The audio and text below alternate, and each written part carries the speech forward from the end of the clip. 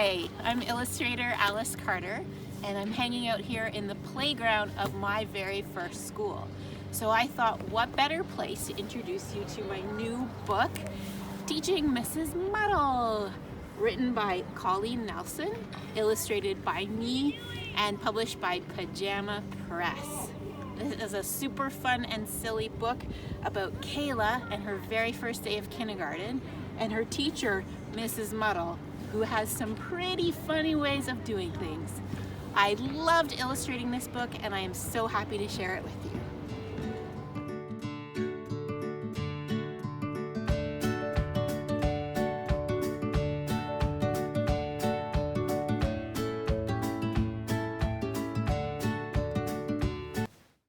Ella, what is your favorite part of the book?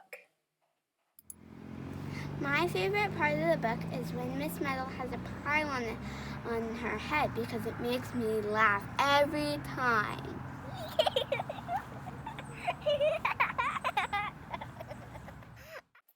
Harvey, what is your favorite part of the book?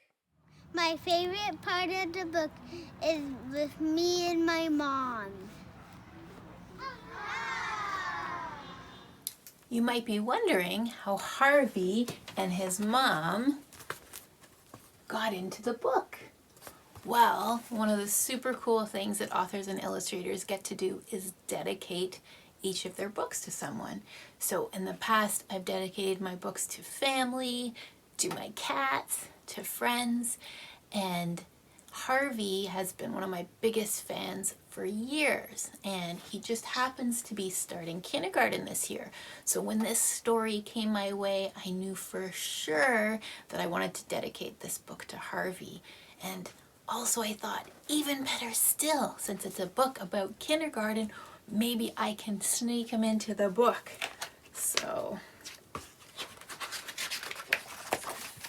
there he is. There he is, dancing in the library. Thanks, Harvey.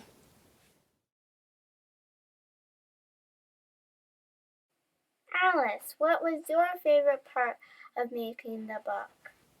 My favorite part of making the book was, this is actually a really hard one because there were so many things I loved about making Teaching Mrs. Muddle.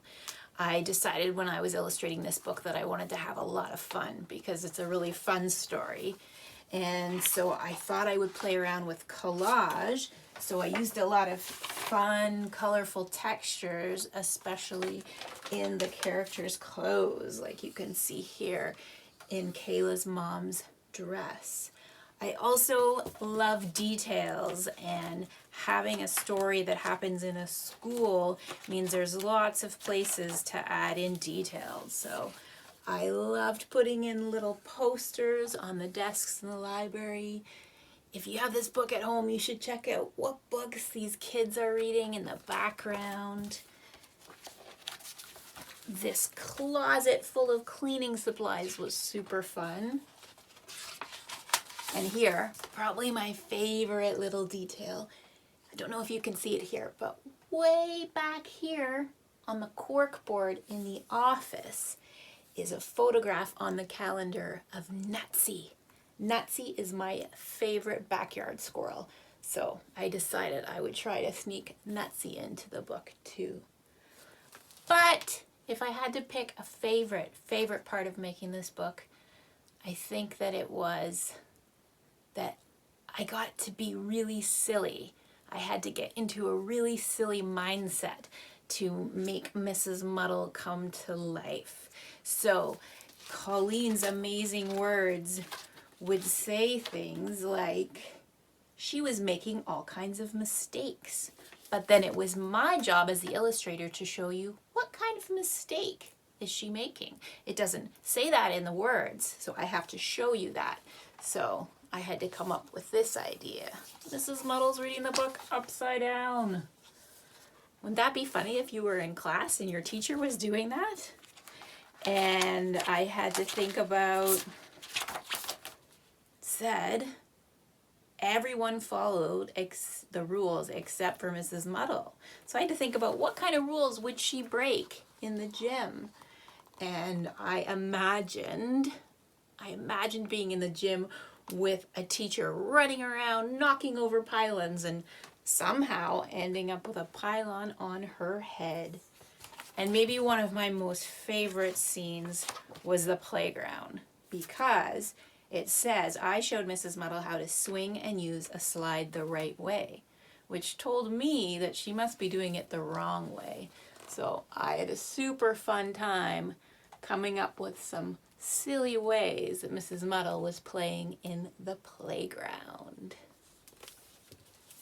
Thank you to Colleen, the author, for giving me a chance to get really silly.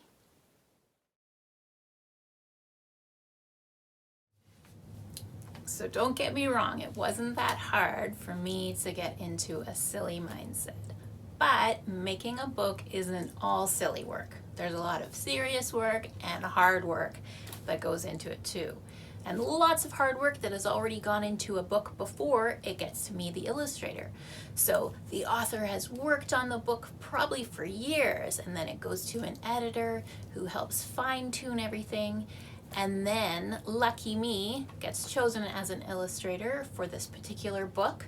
A lot of people think that the author and the illustrator work together, when actually very rarely do they ever talk, especially during and before the project. So the book is sort of passed over to the illustrator to take and keep going with it. So I get the manuscript, or the story, the words on paper, and then my job is to take it from there. So usually one of the first things I do is come up with the characters. Sometimes when I'm working on a book, I have to do pages and pages and pages of characters, looking at it going, that doesn't seem right, until one day I go, aha, and that's the character. This doesn't happen very often, but with this book, I got a very, very clear image in my mind of both Mrs. Muddle and Kayla. So pretty quickly I came up with what they were going to look like. And then here are some early sketches. For some reason I drew Kayla's head bigger, but she did have a head in the book. And Mrs. Muddle, you can see, didn't change a whole lot. And then I got the really fun part of coming up with Kayla's classmates. And even though these are mostly in the background, these characters, I really thought about all their different personalities and what the first day of school was like for them too. So here are some of the characters. Then there starts to be tons and tons of sketching. I have to figure out what happens on each page. Is it going to be a full page spread that goes across the whole page? Is it going to be sort of 2 pages? Or these are called spot illustrations, so you can tell a lot of different things going on in a few little illustrations. So that's a big part of the job. And thumbnails are the first thing, which are tiny little drawings that basically just work out the composition and what's going to be happening. Here's an example. Do you recognize this? This was one of the first little tiny sketches for the cover. And when I'm working on a project, I am surrounded by mountains and mountains of paper. Sketches and sketches and doodles and drawings and ideas. And I don't have the whole mountain here to show you, but I have a little bit of the mountain. So I usually print out some pages with the text so I can figure out where I'm going to have space. I always have to make sure there's going to be room for the words. Looks like a lot of just circles and squares, but that helps me figure out where everything's going to go. And slowly but surely, the pictures start to become a little bit clearer. Working things out, lots of notes and doodles for me. And then the sketches become clearer. And all along I am sharing these sketches with the publisher, with the art director and the editor, and sometimes the author gets a sneak peek of some of these. And once I have my drawings to the point where they're ready to go, I have them like this, and my goal with teaching Mrs. Muddle was to stay really loose and energetic because I wanted that lively feel of the book to come through in the pictures.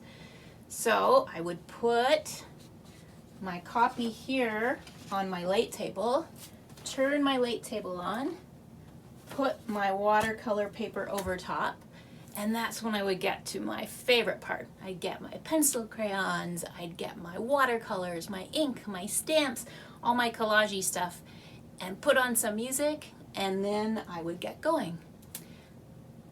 Here, let me show you.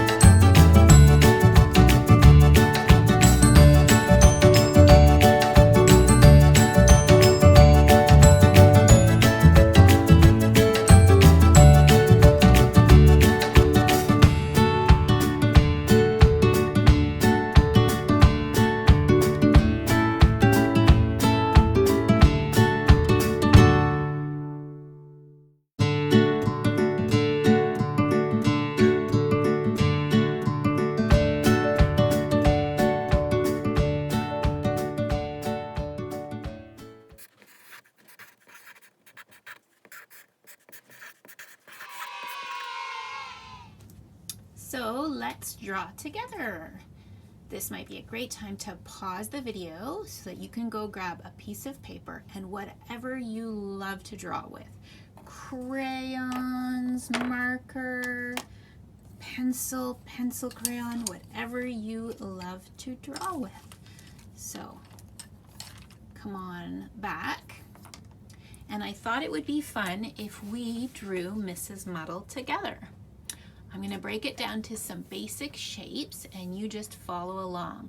And if I'm going too fast at any point, you can always just pause it, catch up, and then keep going. So we're going to start with a rectangle. We want to make sure we leave a little bit of room at the top of our page, and we're going to do a rectangle. But instead of a regular rectangle with pointy corners, we're going to curve our corners a little bit like this. And do remember, there's no right or wrong with this. We're just having some fun. Now, on the side of a rectangle, we're going to draw a big letter C. And on the other side, we'll do a backward C. And then inside of those, we'll do that again. Do-do-do, la-la-la. There we go. And now, just above the top of this rectangle, we're going to do a nice curved line like so. Whoop. And another one just over top of that one. Just trust me, I know this is looking a little strange, but you will see it all come together. Let's join those two lines together. And then while we're at it, drawing lines, come down here and do two long lines close together. And one more nice curved line like so. Are you starting to see her? You will soon. Right down the middle of this rectangle, we'll do another line and another letter C connected to that at the bottom. And below there, we'll do a letter U. See her face starting to be clear? Let's give her some eyes. Mrs. Muddle has nice dot eyes up here. And can give her a couple more curved lines for some eyebrows. It's amazing how some simple little eyebrows can add a lot of personality. Do you know what this is here? This is that funky headband of hers, so you decorate that any way you like. In the book, she's got polka dots, but you could give her stripes, you could give her zigzags, whatever you like. Now, Mrs. Muddle is known for her earrings, so let's give her big hoop earrings. Big circle like this, and her earring in the book has a nice bead. But like I said, maybe today she's wearing a different pair of earrings, and you can design those earrings yourself. She's got lightning bolt earrings on this day. And what else is Mrs. Muddle famous for? She's famous for those curls. So in between her headband and her forehead, you can add those curls, and you just do some wiggly lines. And there's definitely no right or wrong with Mrs. Muddle's hair, because she's got some wild curls springing and springing all over the place. And there she is. You've drawn Mrs. Muddle. Now maybe you want to grab another piece of paper and you can imagine what would you look like if you were a teacher, and you could draw yourself as a teacher, or maybe you have a favorite teacher. Have you ever had a silly teacher like Mrs. Muddle? Well, maybe you can draw them. Thanks so much for drawing along.